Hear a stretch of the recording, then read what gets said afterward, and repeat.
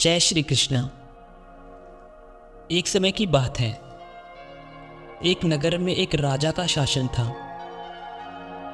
उस राजा के दरबार में एक मंत्री था। राजा अपने मंत्री को बहुत आदर सम्मान देते थे।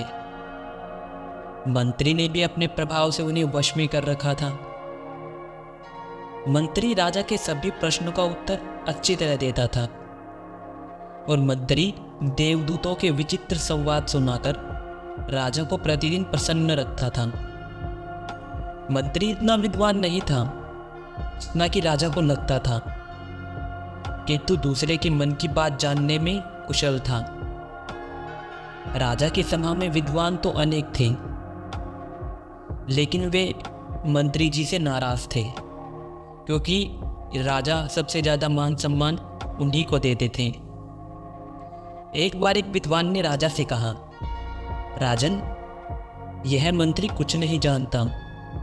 राजा ने कहा, चुप रहो, तुम उनके ज्ञान की गंभीरता को नहीं जानते। विद्वान ने कहा, तो आप मेरे बताए तरीके से उनकी परीक्षा करें। राजा ने कहा, किस प्रकार? विद्वान ने कहा, आप उनको पूछिए ईश्वर कहाँ रहता है, किस दिशा में उनका मुख है, वह क्या करता है। इन प्रश्नों से उनकी परीक्षा हो जाएगी। दूसरे दिन राजा ने सभा में मंत्री जी से प्रश्न पूछे, किंतु मंत्री जी हक्के बक्के रह गए।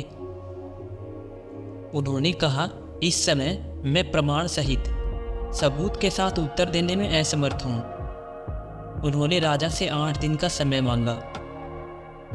राजा ने समय देते हुए कहा, मैं प्रमाण सहित उत्तर चाहता हूं, इस बात का ध्यान रखना। मंत्री जी अपने घर जाकर विचार करने लगे, किंतु उन्हें राजा के प्रश्नों का कोई सटीक उत्तर नहीं मिला और इसी तरह 8 दिन बीत गए। 9वें दिन पेट दर्द का बहाना बनाकर घर पर रहना ही उन्हें ठीक लगा। उन्होंने सोचा, सभा में अपमानित होने से क्या लाभ। अपने स्वामी को उदास देखकर नौकर ने पूछा, तो मंत्री जी ने सारी बात अपने नौकर को बता दी। बुद्धिमान नौकर ने कहा, इस प्रश्न का उत्तर तो सरल ही है। आप राजा को लिखिए कि मैं बीमार हूं और सभा में आने में असमर्थ हूं। मैं अपने नौकर को भेज रहा हूं, वह ठीक उत्तर दे देगा। उसी समय अचानक मंत्री जी को बुलाने के लिए राजा का नौकर आ गया। मंत्री जी ने पत्र लिखा और नौकर को दे दिया। नौकर पुराने वस्त्र पहनकर सभा में गया और राजा को पत्र दे दिया। राजा ने आश्चर्यचकित होकर पूछा, क्या तुम प्रश्नों का उत्तर दे सकोगे? नौकर ने कहा, क्यों नहीं, परंतु धर्मानुसार तथा नियमानुसार पूछने वाला ही शिष्य कहलाता है, उत्तर देने वाला गुरु कहलाता है। मैं ऊंचे स्थान पर बैठता हूं, आप शिष्य के स्थान पर बैठिए। राजा ने सब कुछ स्वीकार कर लिया और कहा, यदि प्रमाण सहित उत्तर नहीं दोगे तो मृत्यु दंड पाओगे। राजा ने कहा, मेरा प्रथम प्रश्न है कि ईश्वर का, भगवान का निवास स्थान कहाँ है? नौकर ने कहा, इस प्रश्न का उत्तर तो सरल है, आप एक गाय यहाँ मंगवाइए। राजा ने गाय मंगा दी। नौकर ने राजा से कहा, क्या ये गाय दूध देती है? राजा ने कहा, हाँ, ये गाय दूध देती है। नौकर ने कहा, वह दूध कहाँ रहता है? राजा ने कहा, गाय के सपनों में रहता है।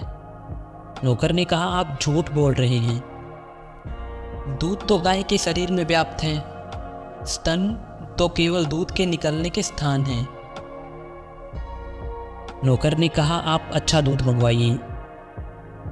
राजा की आज्ञा से दूध लाया गया। नौकर ने कहा, क्या इस दूध में मक्खन है? राजा ने कहा, हाँ। तब नौकर ने पूछा, कहाँ है? राजा उत्तर न दे सका। नौकर ने कहा, आप जानते हैं कि दूध में मक्खन है, किंतु वो कहाँ है ये नहीं जानते। जैसे दूध में सब जगह मक्खन है, उसी प्रकार ईश्वर भी सब जगह है। दूध पीने के लिए लोग गाय को दूहते हैं, उसी प्रकार ईश्वर को पाने के लिए हृदय को धोआ जाता है। मथने से दूध से मक्खन निकलता है, उसी प्रकार चिंतन से ईश्वर मिलता है।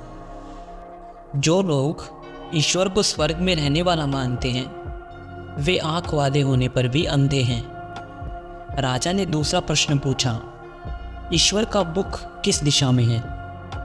नौकर ने जलता हुआ दीपक मंगवाया और राजा से पूछा, इस दीपक की लौ कहाँ मुख करके जल रही है?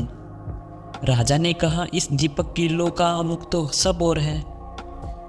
जिधर से देखेंगे उधर से ही दीपक की लौ जलती हुई दिखाई देगी। नौकर ने कहा, दीपक की तरह ईश्वर का मुंह भी सब ओर है, वो सबको देखता है।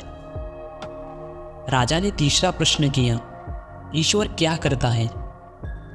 तब नौकर ने मंत्री जी को बुलवाया। कांपते हुए मंत्री जी शीघ्र ही आ गई।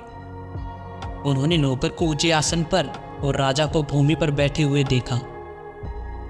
नौकर ने मंत्री जी को ऊंचे स्थान पर बिठाया और स्वयं सिंहासन पर बैठकर राजा को मंत्री जी के आसन पर बैठने का आदेश दिया।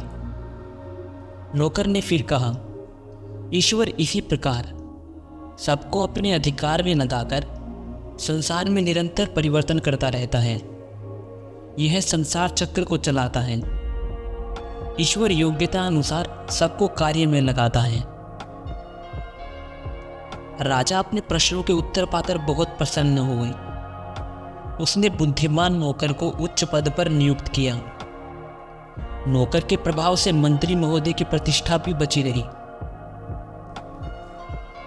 तो भगवान को कहीं खोजने की जरूरत नहीं है, ना ही वो किसी धर्म में बसे हैं। वो तो हमारे अंदर ही बसे हैं, लेकिन मोह माया के जाल में फंसकर हम उनको देख ही नहीं पाते। लेकिन अगर हम अपने मन को शांत करके भक्ति भाव से उनका चिंतन करें तो वो ज़रूर आते हैं, वो अपने भक्तों की ज़रूर सुनते हैं। तो आशा करता हूँ कि आपको ये कहानी पसंद आई होगी। राधे राधे।